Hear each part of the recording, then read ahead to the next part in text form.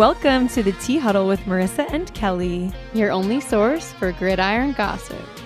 Okay, Kelly, the dating gossip has really been keeping me going, and we've had some arrests, we've even had some financial scandals, but we haven't had that much beef yet. Ooh. And this week, things are getting beefy. Very exciting. I'm ready. But before we get into all that, Kelly, give us the lowdown on this week of football. Who's up? Who's down? What do we need to know?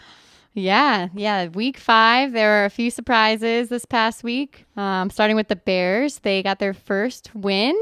Woo, good for them. Finally. They went up against the Washington Commanders and finally pulled out a win. So we're happy for them. So there's now only one team that hasn't won at all. I think it's the Carolina Panthers. So maybe next week we'll be yeah. Let everyone get a win, yeah. You know? It's we'll just see. Nice. The Bills also were a surprising loss to the Jacksonville Jaguars. They played out in London. Yes, very weird to me that we play in London, but I get it. Not something I knew, yeah, but trying something to get I've some learned. more fans. Yeah, across the pond. Yeah, across the pond. Yeah, the Bills, they're blaming the turf for causing injuries, which I've been seeing a lot of turf talk. A lot of turf talk this year, but the Bills also play on turf in Buffalo, so I feel like they should be used to it. But I guess it's a little different on the other side of the pond. Yeah. I didn't know this turf issue, but when Travis Kelce fell, he wasn't out for the whole game. Everybody, he's okay. The Swifties on Twitter were like, it's because of the turf. Look at them all of a sudden. Yeah, football, everyone's involved in the turf conversation now. Yeah. So that's how I learned about the turf issues at hand. Yeah, we'll have to get into that another week. Yeah, let's put it on the the docket. Yeah. The Vikings Chiefs game was an exciting game. It was a close game. The Vikings almost pulled off a win against the Chiefs, but they got a little help from the refs, and people are upset about the lack of penalty calls. I saw this. Yeah, it's looking maybe like a bit of a pattern. Yeah, a little pattern with the refs being on the Chiefs side. Yeah, people are saying the Taylor effect still going here. It's giving conspiracy theory, but some conspiracy theories are rooted in fact. And I'm not sure how I feel one way or the other, but it is good for the NFL if the Chiefs are successful, if Taylor is at games, if Travis is happy. It's not out of the realm of possibility that it's in the best interest. Is there something going on that there here? might be something going on. Is there a real conspiracy theory on the refs? We'll see. Let's keep taking notes. My favorite conspiracy theory, I swear I won't talk about Taylor the whole time, but my favorite conspiracy theory that I've seen is that she went to the Jets game so that when you search Taylor Swift Jets online or on Twitter, instead of all of her carbon emissions coming up because she takes a private jet, now what comes up is pictures of her at the Jets game, which I haven't heard this one. It's pretty good. If that's what's up. Great PR. Amazing PR. Tree. That's Taylor's publicist. Anyway. Tree. All right. Back to the football. And then for the lowlights of week 5, unfortunately for myself, as a fan, the Patriots were blown out again, this time against the Saints. They lost 34-0. Yikes. Things are not going well for McCorkle. I just want a touchdown. I just want to see a touchdown. Yeah. I want that for you. I want that for you. I want that for McCorkle. I want it for everybody. Billy B. Yeah, we'll see what happens. I'm not happy.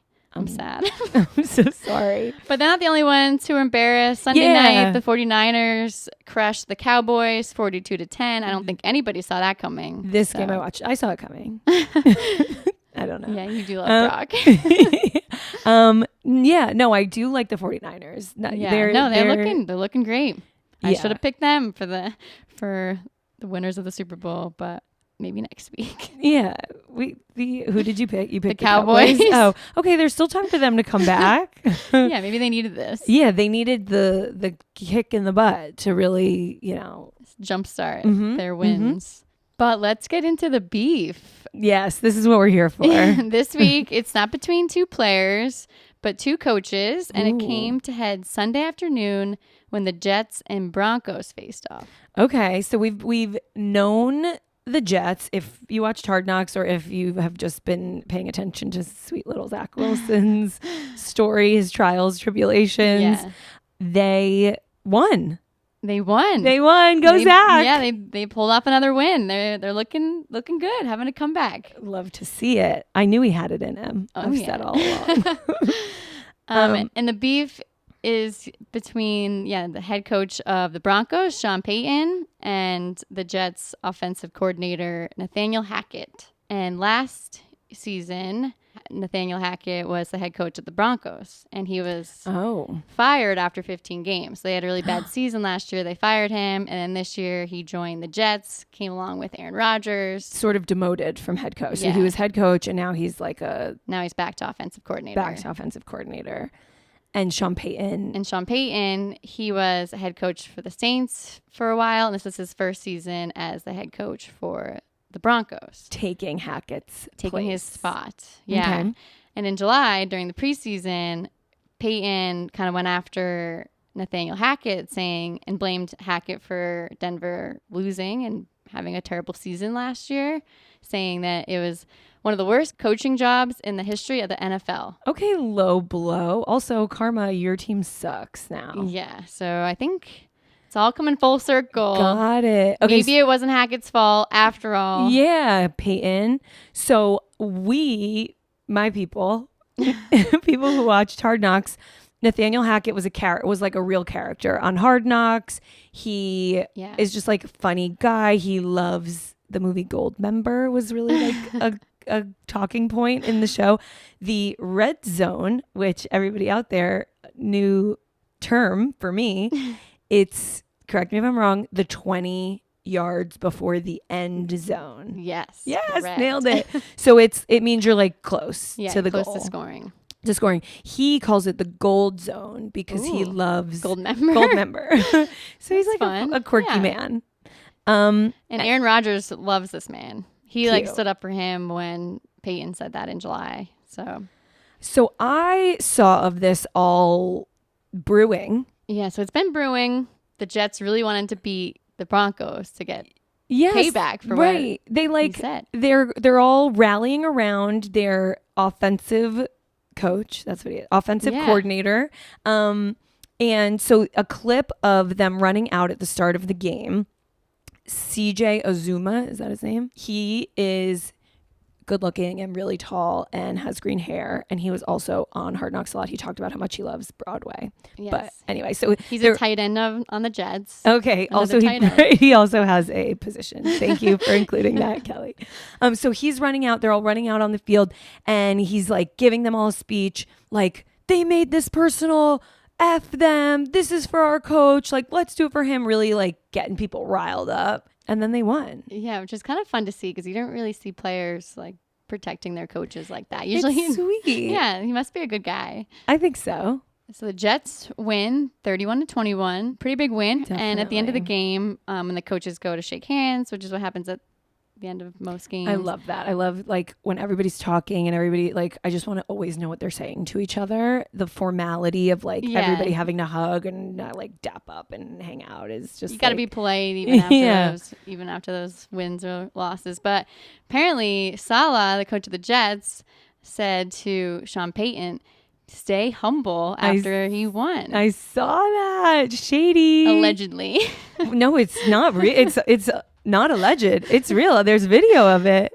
And that is just like the best thing you could do. Yeah. Right. Protect your other coach. Yeah. They all really came to his side. And then the official New York Jets Twitter account was even like trolling the Broncos afterwards, tweeting out memes to them. So like the social media coordinators getting in on it too. All of New York really came together to hate the Broncos this week. So congrats to Nathaniel Hackett especially. And I don't really like Sean Payton. So I didn't know much about this Sean Payton character, but I was reading about him, and sketchy guy. Yeah, there's been some bad history with Sean Payton when he was on the Saints. One thing that's like, I can't even believe this happened in 2009, 2011 seasons, I think it was. It was called Bounty Gate. We love when a scandal has a name. Yeah, they always end in game. Yeah, you know it's big. But when this it one has was its own name. crazy. Players on the Saints, they started a bounty program where they Like a bounty on your head. Like a bounty on your head, where they were going after players on opposing teams and trying to hurt them. Horrible. Trying to injure them. That's like, beyond messed up. And they would get paid money for hurting players. I read that they got bonuses if people got carted off, meaning that like they were so injured that they couldn't even walk off the field. Yeah, well, I think one of the bigger ones was during like the NFC Championship that year. Mm-hmm. There's a bounty on Brett Favre for $10,000. That's crazy. It's, like, horrifying. Yeah. So reaffirming that we're Team Jets in this beef. Yeah, and this wasn't just a rumor. Sean Payton, he was penalized for a whole entire season. He was suspended. The Saints organization was fined $500,000. Wow. And they had to forfeit their second-round draft pick. I'm surprised they let him back. I know. I'm surprised he's still allowed to. I'm actually sort of not surprised they let him back because the NFL doesn't really care about violence. But, So we're happy for the Jets and putting Peyton in his place. Yeah. Love that. We love when a good guy wins. So there was some other beef this week. More between the players this time. Okay, not great. the coaches. On Sunday night during the 49ers and Cowboys game, which the 49ers crushed the Cowboys, as we mentioned earlier. Mm-hmm. During the game, George Kittle, who's a tight end on the 49ers. Yes, and George Kittle, he's a fun character. He has long hair. He's like unique looking. He's a standout. He's just fun. He has great interviews. He doesn't have that much exciting stuff, like personal stuff I wish he did for me to talk about, but just classic tight end energy. Yeah, we like him. Everyone out there. He's fun. And he had a great game during the 49ers Dallas he's game. Also good at football. Yeah, he scored a bunch of the touchdowns that led the 49ers to the win. But the whole time during the game, he was wearing a Fuck Dallas shirt under his jersey. Wow. He came prepared. Would he have revealed it if they lost? No way. Probably not. I mean, maybe, but. Yeah, so I saw that online that he lifted up his jersey and it said Fuck Dallas underneath. And then a player from the Cowboys, Micah Parsons, went on his podcast, or he was streaming online, like, yeah, I saw the shirt, like, he better be careful about what he says, like, we'll see what happens when we play again, laugh now, cry later, like, we have something coming for you.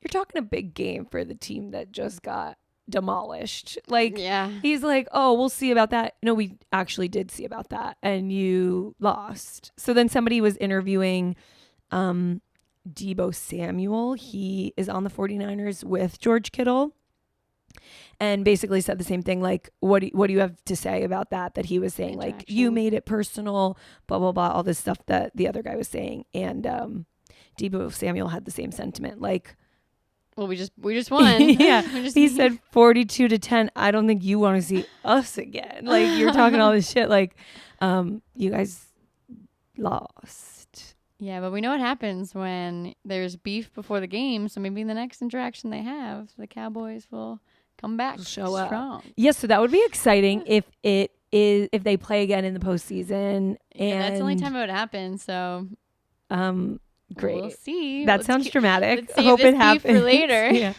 While we're talking about the 49ers, another just like cute fun fact that we learned this week that isn't related to beef, but I gotta say it. So Brock Purdy, who's their quarterback, we've talked about him before because he was the Mr. Irrelevant. Just a cute guy who was picked last in the entire draft.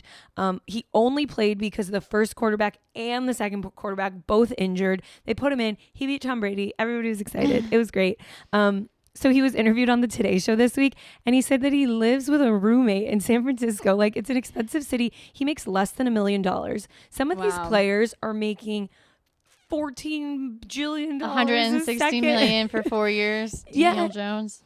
Yeah, Daniel Jones definitely doesn't have a roommate, and maybe he should. Maybe he's too big for his britches. But so Brock Purdy, because he's still on the contract, I guess, of when he was a third string nobody, he lives with one of the other guys on the 49ers. They live together in San Francisco, Nick Zakiel. Zach Golge. I don't know how to say it. Whatever. He's an offensive lineman, and they are friends from being on the team together. And they also, some guy who's not in the NFL, grew up playing football with Nick and then played football in college with Purdy. So they have this mutual friend and they're just roommates. And imagine that dynamic, like after a game or after practice. You're like, oh man, I wish you protected me today. Or thanks for protecting me out there. No, that's what he would say. He would say, thanks for protecting me. But the other thing is like, so watching a show like Quarterback where Patrick Mahomes drives his Rolls Royce home to his mansion. He's living so large. Brock Purdy is also a star quarterback of the NFL, and he said he drives his Toyota Sequoia home to the house he shares with his roommate. It's my family car. 4 kids in that car. Stars, they're just like us. My only question on this whole subject is Brock Purdy is engaged. So does the fiance live with him and Nick, or does she not get to hang out with him until he might have to season? Consider a new lifestyle pretty soon. But yeah, you can't interrupt that living situation during the season. So so I like that. It's not beef. It's sort of the opposite about beef. It's friendship. All right. Our segment today is called Drip, Drip, Drip. So dressing for the games has really become a whole culture of its own. Players come decked out. Oh yeah, some are doing it better than others. Definitely. So this segment, we are going to get into some of the most fire fits of the week. I think you must be talking about our good pal Kirk Cousins. Oh, sweet Kirk. Wearing exclusively Kohl's. So Kirk Cousins, the quarterback of the Vikings, dresses like a middle-aged man. Which he is. Yeah. He's only 35. He's just like the oldest looking 35-year-old I've ever seen. He really embraces that like Minnesota dad vibe. He's literally keeping Kohl's in business. It's trying to go out of business, but he won't stop. And him compared with some of the other guys on his team, he just like looks like their principal. Dad.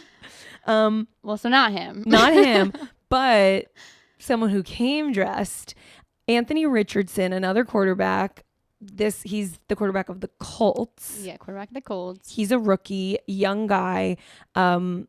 Came dressed in a full suit with a giant blinged out Ant-Man. Ant for Anthony. Ant-Man. He first got our attention for his look last week when him and another guy on his team, Michael Pittman Jr., came wearing matching Step Brothers t-shirts. Oh my God. Like the Step Brothers picture with John C. Reilly and Will Ferrell, but instead of their faces, it's Anthony Richardson and Michael. They cropped their faces onto it. Yeah. Wow. Anthony's was a cutoff, like a tank. And so this week he took it in a very different direction with the full suit vibe. I liked it. I liked both. Who picks out these outfits? I don't believe that they have time to do that. That is a good question. That is a good question. Right. Like George Kittle. I was just listening to an interview he did where he's like, if I'm not playing football, I'm recovering from playing football. Like I'm either doing yoga or I'm in the sauna or I'm practicing or I'm throwing or I'm running or I'm picking out my outfit or I'm picking out my outfit, I guess. I'm online shopping. Right. I'm Googling how do you cover your face on the Step Brothers poster. Anyway. Travis Kelce, he also was looking fine. Okay, can I go a little off the rails with this one? So he's wearing a pair of wild looking pants. They're like velvet pants. Yeah, like a rust colored crushed velvet big pant. Okay, stay with me for just a second. Okay. So last week, after Taylor came to the Jets game and cheered for him, and it was her second week in a row, and everyone's so excited, he gave a press conference where people are like, there's paparazzi, there's all this stuff that you're dealing with, like, how are you dealing with it? And he gave just the sweetest answer, like, of course there's paparazzi, like, a lot of people care about what Taylor's doing, and like, why wouldn't they? The Swifties ate it up. Like, he couldn't have given a better answer, because there's this interview that went viral this past week, paired, like stitched with her interview, stitched with his. In her interview, she's talking about how like all the things she can't control in her life, like all the attention and the media and the scrutiny and whatever, she hates that she thinks it's going to chase any man away. And so this interview of her sitting down talking about how like she's describing the song Peace, which everyone just like give it a listen. You're already here on your favorite podcasting streaming service. After listen to the full episode and then listen to Taylor Swift Peace. And it's just talking about how like, I wish I could give the man in my life peace, but like, can I, because of all this other stuff. In that video that went viral this past week, she is wearing a rust-colored crushed velvet dress that looks to be the exact same fabric of Travis Kelce's pants. Wow. So like, is this a coincidence? Are we all going crazy? Are they feeding into it as much as we want them to be? Just like the blue outfit that he was wearing a few weeks ago. Like the blue outfit. I don't know, but they're feeding our appetite. Yeah. And so like, thanks guys. Somebody knows what they're doing here. Yeah. Taylor's picking out Travis's outfits. It's Tree. It's all Tree. She's doing it all. Again, that's Taylor Swift's publicist. Anyway, he looked great as always. We love him. Another outfit to talk about, Joe Burrow's outfit. He had like a sweatshirt on. Yeah, like a wild patchwork. Vibrant color. Very loud colors. Yeah. So he said they asked bright him. pink shoes. Wild looking shoes. They asked him about it because it was such like a. It's like a wacky. It kind of was like a drug rock. Yeah. I don't know if those still exist. In the press conference, they asked him like, so what's with the outfit? And he says, oh, like this is all free. It was all gifted from my friends. My friend, Micah from high school made this sweatshirt, which we now know is the company Live to Love, and that he wears a lot of their stuff. And that his shoes, he goes, my shoes are made for my friend Scott. His friend Scott is Kid Cudi. Oh my God. Which is fun, just to bring a little more celebrity into the NFL world. Yeah. So Joe Burrow is quarterback for the Cincinnati Bengals, and Kid Cudi's from Ohio. Joe Burrow grew up listening to Kid Cudi. They met through I guess the Ohio celeb scene can't be that big. And they hit it off right away. They're like best friends now. Kid Cudi wrote a song called Burrow on his most recent album. And awesome. Joe Burrow said he listens to Kid Cudi's music to like get him pumped up before the game. So we know Joe Burrow is being dressed by Kid Cudi, and Kid Cudi's got style. So yes, so Travis Kelce's being dressed by Taylor Swift, Joe Burrow's being dressed by Kid Cudi. It all comes back to the world of celebrity gossip. And I guess that look worked for Joe because they finally won a game. Yes, it was the shoes. He needed those pink shoes to really get him through the game. I really like this one. I'm going to start paying attention to more of the outfits. See who's coming out next week. Well, here we are at the final goss. What do you have for us today, Marissa? Well, we touched on this story before, but we are going to dive into all the goss and drama surrounding Xavier Howard. He is a cornerback on the Miami Dolphins. But he is currently in the middle of some baby mama drama. A whole lot of it. A whole lot of baby mama drama. A Miami OnlyFans model who goes by Ty the 5-footer. I feel like you learn a lot about her by that name. Just that alone. You can kind of figure out who she is. Mm-hmm. But she claims she is pregnant with Xavier's baby and also accused him of having at least 4 babies on the way with other women. Yeah, there's a lot going on in Xavier Howard's personal life right now. That's crazy. Yeah, it's she crazy. posted on Instagram to explain this. She said, "Let's clear the air because this man obviously has a fetish for getting women pregnant. Yikes. And now I have his other baby mamas reaching out to me. Steer clear from this one, ladies. There's no regard for anyone he involves himself with." So she posted this on her Instagram, all in the caption. It's like a really, really long caption. The photo carousel that it's underneath starts with a photo of her and Xavier Howard at a strip club. Like she's holding a stack of money. There's all this money on the floor. The next one is a video of her giving him a lap dance. And then she starts posting screenshots of text conversations between the other baby mamas, between her friend and one of the other baby mamas. Oh, man. It's messy. It's really dramatic. Messy. It's exciting. Yeah, I'm hoping that I wonder if the other baby mamas will come forward too and tell their side of it, but it's not looking good for Xavier. Well, it's really not just because of this. So when I read this story that he maybe has 4 women simultaneously pregnant, all with his unborn children, I had to Google him because like, who is this man and what's going on?